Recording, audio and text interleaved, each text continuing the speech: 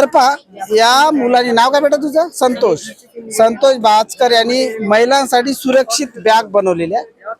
तर याला कदाचित त्या घटना आजूबाजू घडलेल्या असतील म्हणून त्याला अनुभव आला. तर याच्यापासून जाणून घेऊया ही काय आहे, याचा उद्देश आणि उपयोग. तर सांग बाळा, तू हे कसं काय बनवलंस?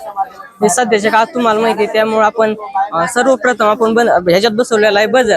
म्हणजे जर समजा एखादा चोर जर महिलेची पर्स हिसकावत असेल तर ती महिला त्या बजरची पिन ओढून आजूबाजूचे लोक जमा करू शकते. ते कसं तर आपण पाहू शकतो. यात आपण बजर बसवलेला आहे. हा बजर आहे.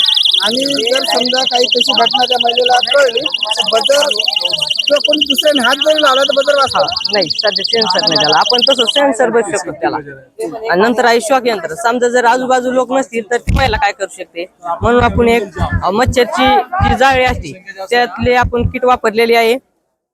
पाहू शकता तुम्ही, ती महिला त्या चोराला शॉक सुद्धा देऊ शकते. पाहू शकता तुम्ही. म्हणजे नंतर तो चोर चोरी करणं सोडून देईल. बेशुद्ध होऊ शकतो समजा देऊ. नंतर बसवलेला आहे कॅमेरा. दिसते तेवढा साधा नाही. ज्यात एक कॅमेरा बसवलेला आहे. या कॅमेऱ्या मार्फत ती महिला त्याचे फोटो व व्हिडिओ शूटिंग काढू शकते. तुम्ही पाहू शकता. आणि खरंच तुझं खूप खूप अभिनंदन करतो. ही कन्सेप्ट जरी लोकांना समजली तर या कन्सेप्टच्या माध्यमातून अजून लोक डेव्हलपमेंट करू शकतात.